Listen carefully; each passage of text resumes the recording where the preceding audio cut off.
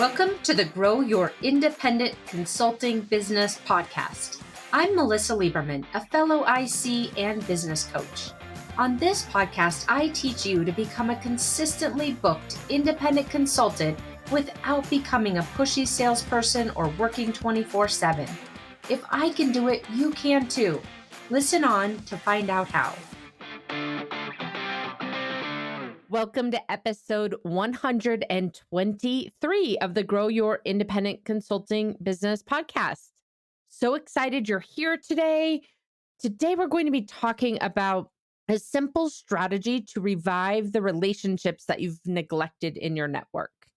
So we all have these relationships that we really value, and for whatever reason, we haven't kept them up to date, right? We haven't kept that relationship fresh and going on a periodic basis. And several years or many years may have passed since you talked to that person. And so today, I really want to share with you a really simple strategy to revive those relationships that you've neglected for whatever reason. It doesn't matter, but let's revive those relationships because you just never know where they can lead.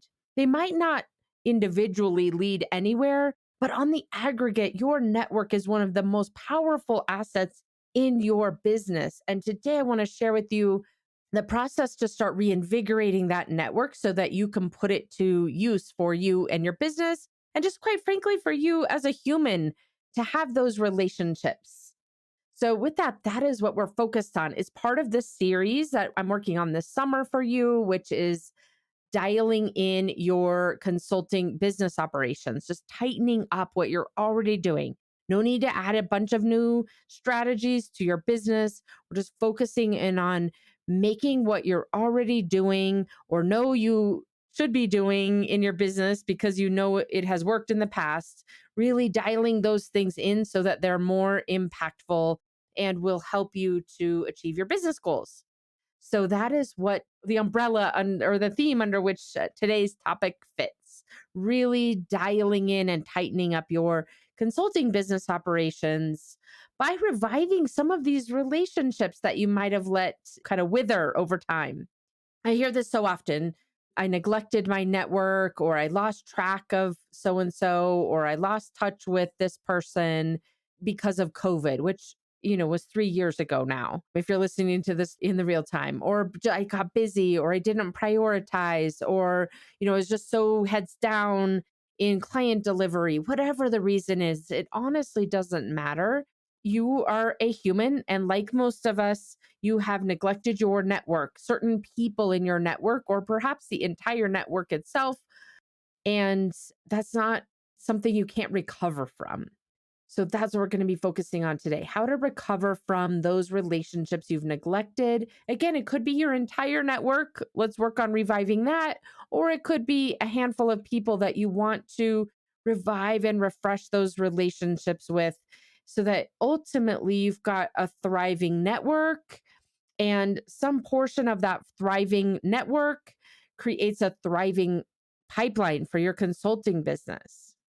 Again, that's not the only reason to be reviving the relationships, but that is the focus of this podcast. So that is why I'm dialing it into that particular outcome. All right, let's talk about today's agenda before we get started here, or as we get started here, rather. So there are 4 parts to today's episode. First, we're going to just level set on why reinvigorate your network.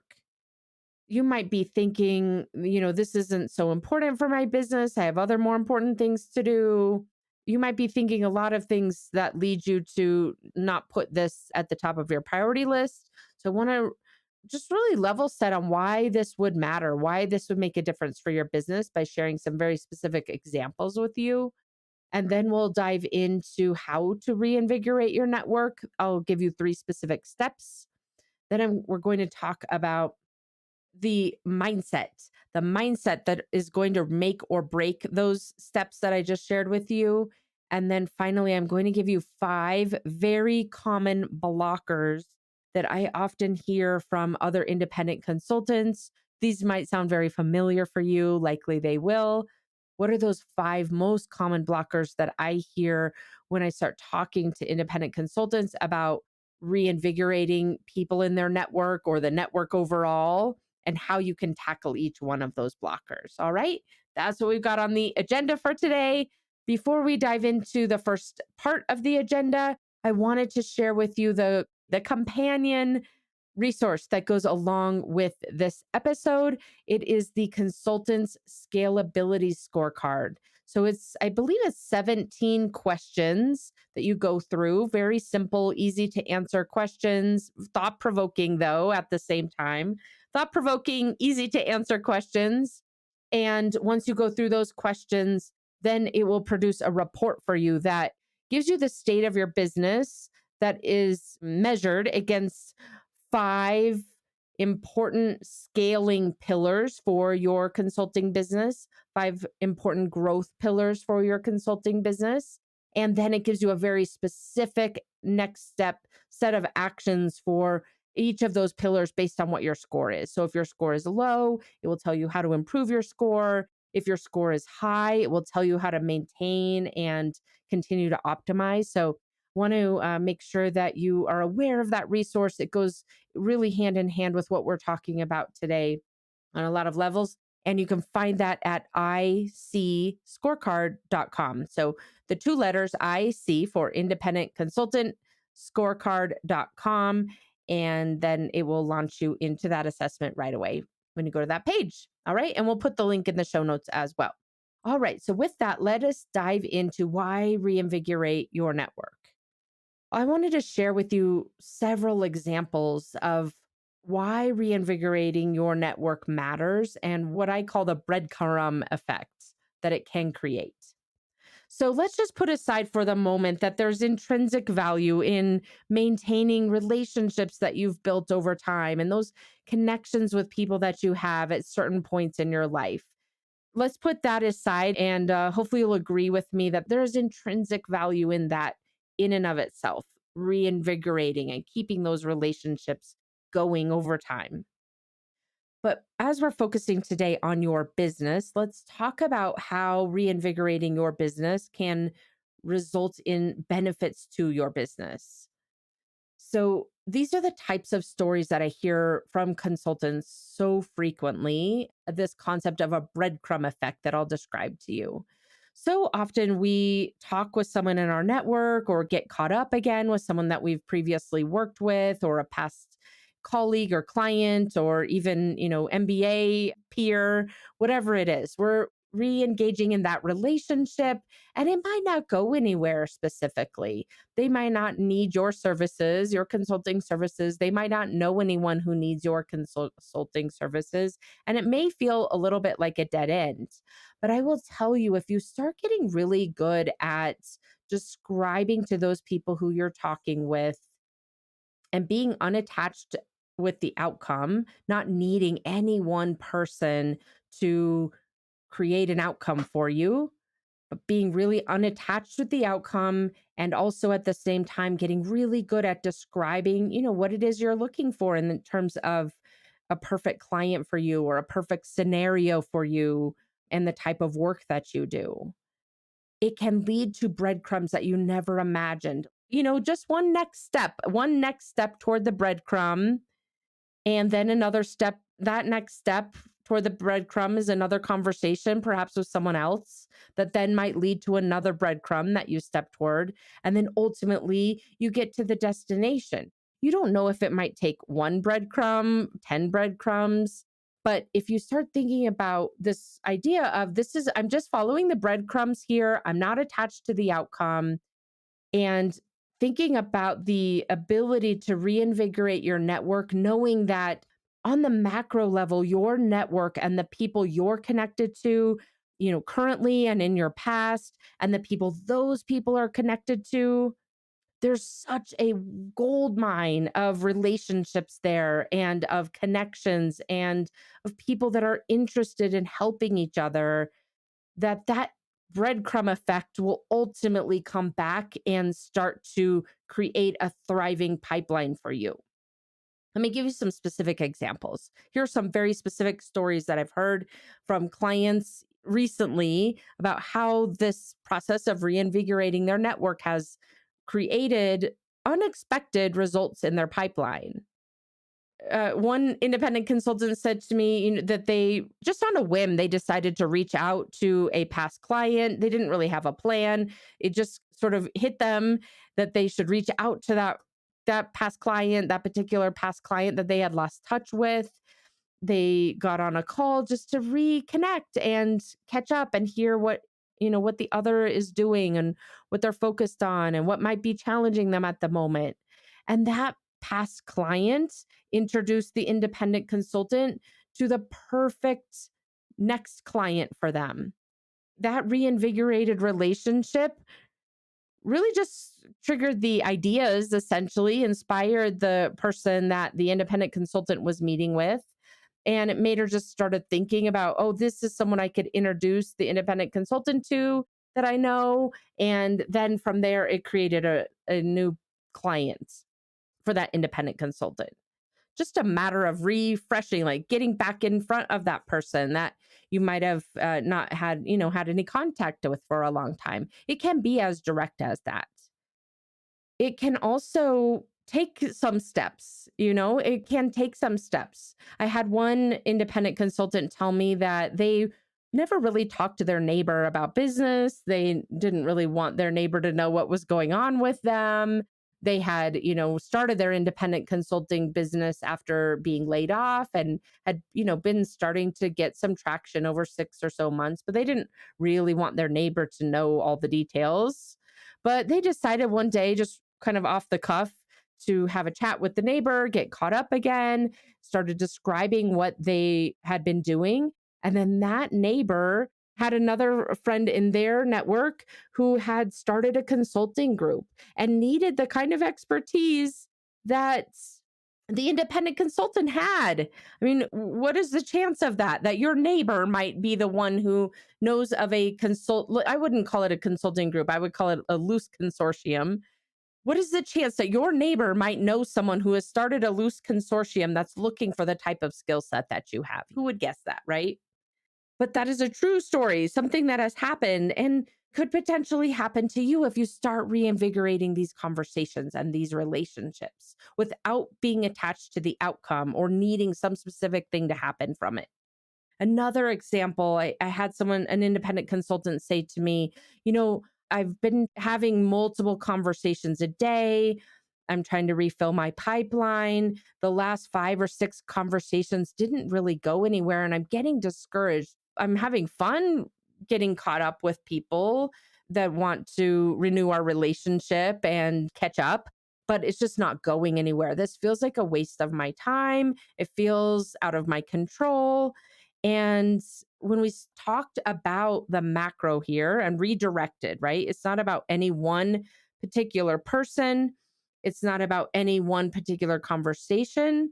It's about how do I go out and add value to people and genuinely be interested in them and genuinely be committed to reinvigorating a relationship. Who knows where that breadcrumb might lead us both to? And wouldn't you know it, but the next conversation is the one that turned into actually a wealth of connections. That next conversation for that independent consultant and the person he was talking to had access to direct projects that were a perfect fit for that consultant's skill set and background and experience. They were also a tremendous resource, very connected in terms of helping that independent consultant to find other collaborators and other consultants who needed someone to take some of their overflow, essentially. So you just never know when you start to give up and start to think, it's great to reinvigorate these relationships and everything, but they're really not going anywhere. You really don't know which of these conversations might go somewhere, but the more committed you are to this process, like the story I just shared with you, the more you are coming at it from a place of pure curiosity and genuine interest and reconnecting with your relationship. You just never know where these breadcrumbs might take you. So hopefully those give you some inspiration if you're feeling that reinvigorating your network might not be the best priority to be setting for yourself. I can assure you time and time and time again that consultants tend to find their clients from their existing network, either directly or from people in their existing network who can connect them to other people. And the more you can invest in that network, the more value you deliver and provide to that network without some expectation of return. I call it the relationship value bank. The more the opportunities are going to come back to you in so many unexpected ways. So, those are some examples of why reinvigorate your network from a business perspective. And now let's shift gears to how to reinvigorate your network. And I want to just distill this down to a very simple process for you, a 3-step process for you. You know, I love processes, you know, I love distilling things down for you. And so that's what I did. There's really 3 steps here. Identify who it is that you want to start reaching out to and reinvigorating those relationships with, renewing those relationships with. So just take a moment here, pause the episode, and write down 10 people that you want to renew that relationship with. You don't need a good reason. You don't need to overthink it. You don't need to have any good, really amazing logic. You can just use your intuition and write down who are the 10 people that you would love to get back in touch with and get that relationship reinvigorated. So now that you've got that list of 10 people, the next step of the process is to cultivate a productive mindset. And I'm going to give you very, very tangible way to do that. You want to be in the right headspace and the right emotional space in order to make this reinvigorating process really effective. And then you will just having that productive mindset, you're going to reach out. You're going to reach out, you're going to say, "Hey, I would love to reconnect over coffee. I would love to have a quick lunch. I would love to have drinks. I would love to get on a Zoom and just catch up. I know it's hard to get into the same place and it's been too long. Let's catch up and hear what's going on in each other's lives." As simple as that. But the rest of the episode, I really want to focus on cultivating the productive mindset piece of this because it is the secret sauce, really the fuel for making this process work for you in terms of successfully reinvigorating relationships and then creating that breadcrumb effect. So, the way I'm going to describe it to you is just at a high level how to build a productive mindset. You've heard me talking about this on the podcast so often before because it is such a critical success factor is really cultivating and purposefully rebuilding your mindset from a business owner perspective versus an employee perspective. So I'm going to distill it down for you into 3, what I call the 3 Ds, how to build a productive mindset. And then I'm going to give you 5 specific examples of how to implement what I'm describing to you. So it can be very actionable. A lot of times, mindset seems very fluffy. It seems sort of a nice to have.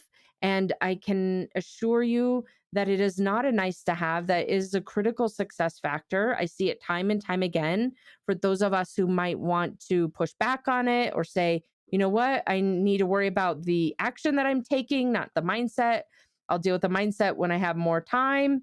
I see this time and time again that ultimately the goals that those consultants set end up taking longer or are more painful to achieve than those consultants who incorporate a mindset practice into their daily life, into their daily business life.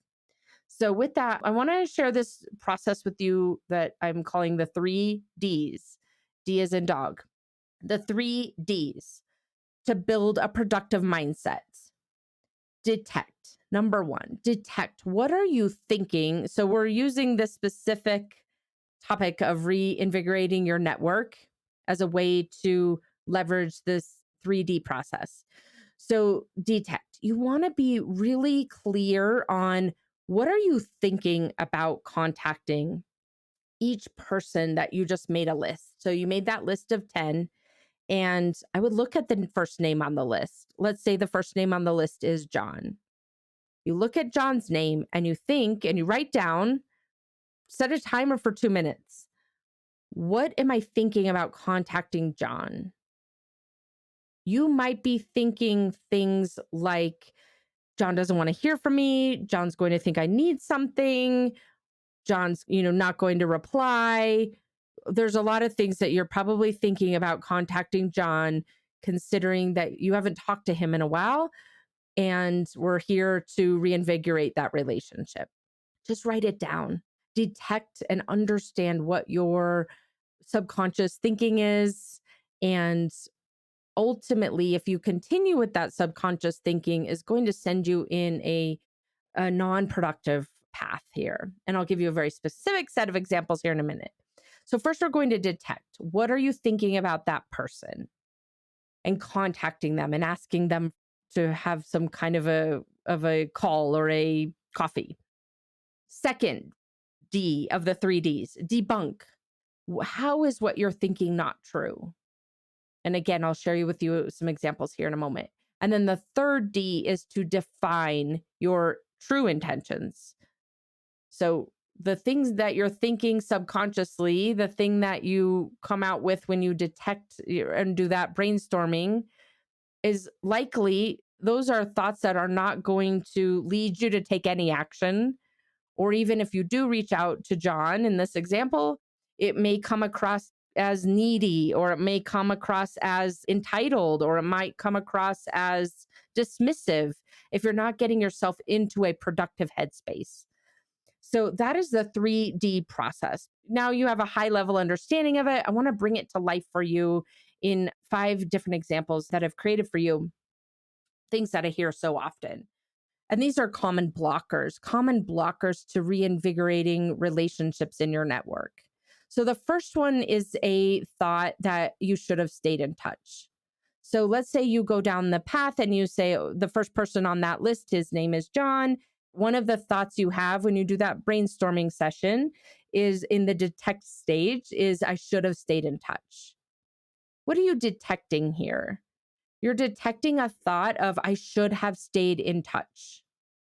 That first D is, I should have stayed in touch. Or it might be that you're feeling guilty because you lost touch.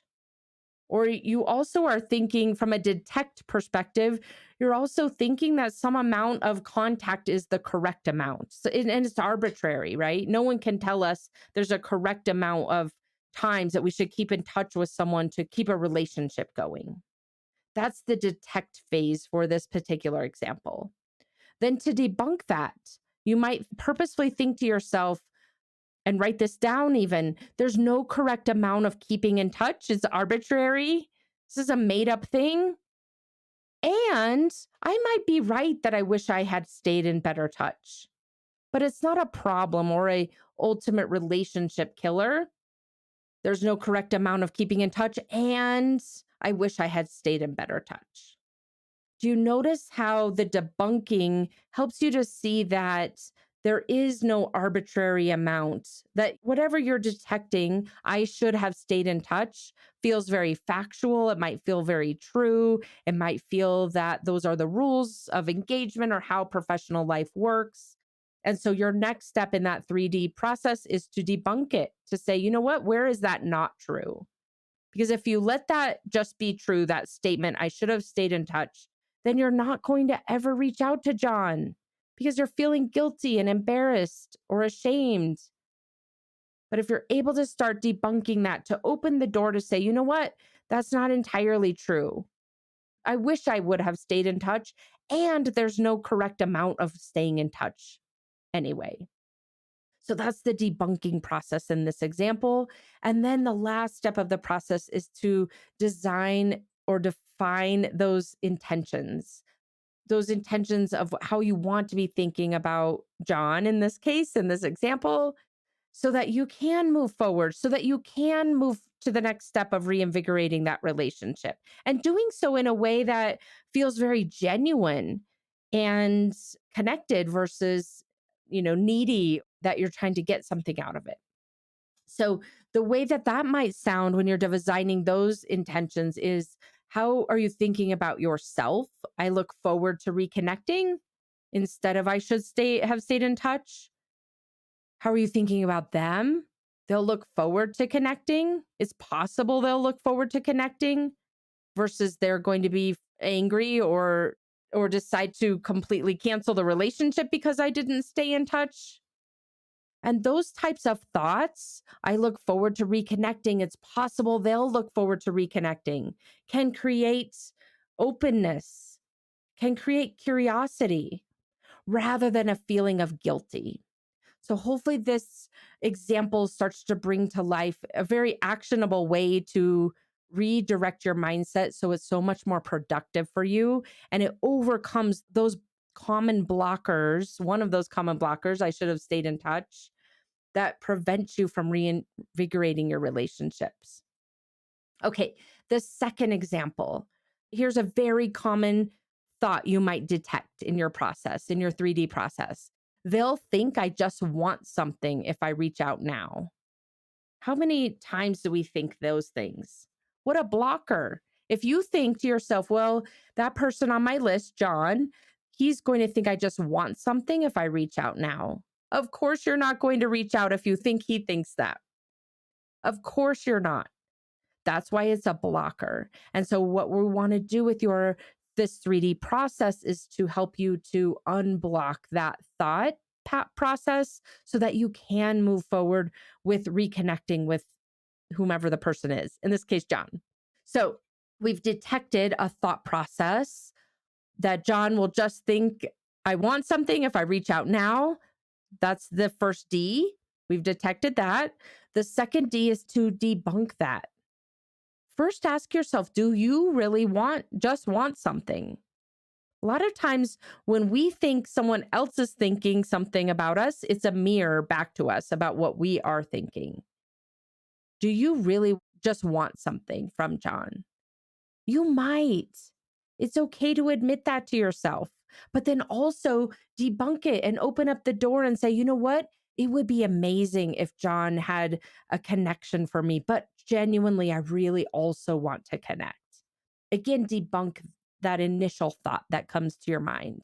And then the third D in this example, to design your intention, how do you want to think about you? I don't want anything specific from John.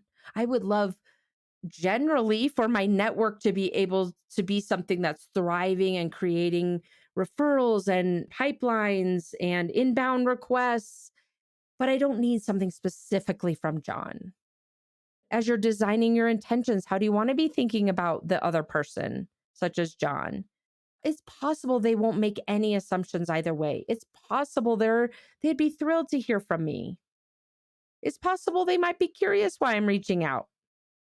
Those types of thoughts, that intentional mindset that you're creating here can then create a feeling of, again, openness or curiosity, authenticity. That's going to keep you moving forward versus feeling worried about what they're going to think about you. Okay, let's move on to the third example. The third common blocker to reinvigorating a relationship in your network is the thought process that this is going to be a waste of time. This conversation is going to be a waste of time. I have so many things to do in my business. It's likely not going to go anywhere. Of course, if you're thinking about that, thinking that of a person on that list that we made a minute ago, John, for example, if you're thinking this conversation with John is not going to go anywhere, it's a waste of my time, I have other things to do, of course, you're not going to move forward with reinvigorating that relationship. That's what you want to be detecting. Things that, quite frankly, you might not want to admit to anyone that you're thinking. But look, you're a human. We all think these things. It doesn't make you a good or bad person. You want to know that your brain is going to this place of, well, this is not going to go anywhere. It's a waste of time. So that then you can do something about it. So you want to first detect that. Something like this will be a waste of time. It won't go anywhere. The first D, detect that. Then debunk it. You might debunk it by saying to yourself, look, the relationships are Valuable, beneficial relationships are an investment. I don't build a business model off of any one relationship. I'm a business owner who cultivates relationships without expectations. Those are the types of things to debunk that initial idea that this will be a waste of time. How is it not a waste of time? It might not be a waste of time, even just from the pure sense of the joy that you get in re-engaging with that person on your list. Doesn't have to be an impact to your pipeline specifically. So debunk where it is not 100% a waste of time. And then finally, the third D is to design those three-part intentions. Think about, how do you want to think about you? Something like, I'm someone who invests in my relationships, and the value I give is returned in non-linear ways. You might want to think something like that to overcome this initial urge to think this is a waste of time. It's not going to go anywhere. You want to think about how you want to think about them. Look, they're a human. They're not a row in your CRM. And those thoughts, that intentional way of thinking that you're designing, the goal of it is to generate a different emotion, an emotion of connectedness or an emotion of openness or curiosity, authenticity. Create that emotional experience for yourself and then reach out to them.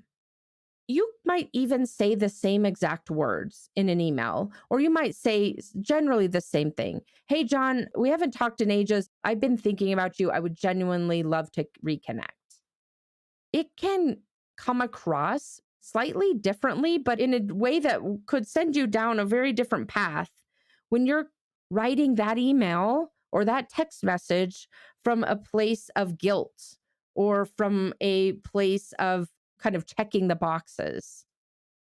Have you ever felt that where someone invites you to lunch or to coffee and it just feels like they're checking the boxes? People can feel the intention behind what you're saying, even if you're using largely the same words. So that's why it's so important to get into this productive mental and emotional state first. Okay, let's move on to the fourth example. One of the most common blockers is a thought of this relationship is a lost cause. It's been so long that I haven't talked to them. It's a lost cause. Detect where you might be thinking that. Look at the list that you created a minute ago. You might be thinking John is a lost cause. If you think John is a lost cause, obviously you're not going to reach out and reinvigorate that relationship. Debunk that after you've detected it. No relationship is a lost cause unless someone has said to you, do not ever contact me again, which I can imagine likely has never happened in your life, or if it has, it's very, very rare. Unless someone has said very definitively, do not ever contact me again, it is not a lost cause. And look, you're human and they're human. There's their whole part in this relationship that we haven't even talked about where they haven't maintained it either. You're human. There's no lost cause here. There's always opportunity to reinvigorate these relationships. So detect that you're thinking it's a lost cause without judgment, then debunk it. That's not a lost cause, is not a thing in terms of relationships.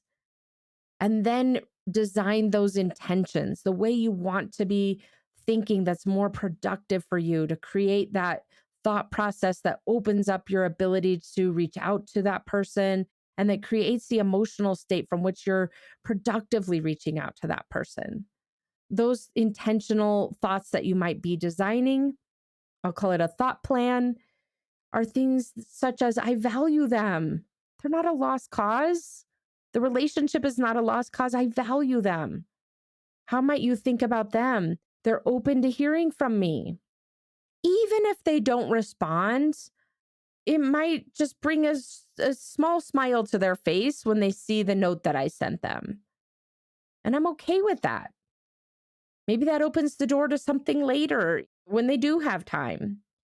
So, how do you want to intentionally design how you're thinking about them and how you're thinking about you so that ultimately you're creating a feeling that's more productive for yourself and a thought process that's more productive that will move you forward to overcoming this blocker of a thought pattern in this case, which is it's a lost cause. You can create a feeling or an emotional state of I value them and they're open to hearing from me. You can create an emotional state and approaching that conversation with them or that reach out to them from a feeling of reconnected, even though they haven't even responded yet because you haven't sent the message yet. And then finally, the last example is such a common blocker. If I reach out now, they're going to think I'm failing or desperate. So we're worried about what they're going to think about us reaching out, and they might be questioning if we're desperate and we're failing. And so you want to detect that. You want to look at that name on the list. In our example we've been using today in this episode, John, want to look at that and we want to notice, we want to detect that we think they might think we're failing. Then you want to debunk that. Where are you not failing? Where is that not true? Where are you projecting your own worries onto the other person who probably isn't thinking anything about you reaching out in that way? And even if they are thinking you're failing or you're desperate, are you? Even if your pipeline is dry and you don't have a current client right now, I know you're not failing. So debunk it, figure out where you're not failing and build up that piece of the mental equation. And then finally design those intentions, that thought plan. How do you want to think about yourself? Instead of thinking, if I reach out now, that other person is going to think I'm failing, think about yourself. I am a successful business owner, and successful business owners prioritize networking. How might you want to think about them? They're successful and they value networking too. And what kind of feeling or emotion do those two thoughts create? A feeling of in command, a feeling of purposefulness. You're reaching out to them, that there's nothing wrong with you doing so. In fact, that is one of the recipes of a successful business owner. So hopefully those 5 examples bring to life this concept of creating a productive mindset and how you can leverage a productive mindset to overcome those blockers that are keeping you from renewing or refreshing your network at large or with specific people, and help you to then move forward as a result of that. So go out there and start putting this into action. If you haven't done so already, go make yourself a list of the next 10 people that you want to reinvigorate those relationships with. And then jot down that 3D process for each one of those. It takes a couple of minutes. Use the examples I gave you in this episode, and then reach out. Identify a person, cultivate a productive mindset for yourself using that 3D process, and then go reach out to them and start renewing your network, and then figure out and enjoy where the breadcrumbs lead you and to see how your pipeline starts getting refilled in the most unexpected ways. All right. Thanks for tuning in, and I look forward to seeing you again next week. Go put those steps into action. Thanks for joining me this week on the Grow Your Independent Consulting Business podcast. If you liked today's episode, I have 3 quick next steps for you. First, click subscribe on Apple Podcasts or wherever you listen to make sure you don't miss future episodes. Next, leave me a review in your podcast app so other independent consultants can find and benefit too. And finally, to put the ideas from today's episode into action, head over to melissalieberman.com for the show notes and more resources to help you grow your consulting practice from your first few projects into a full-fledged business. See you next week.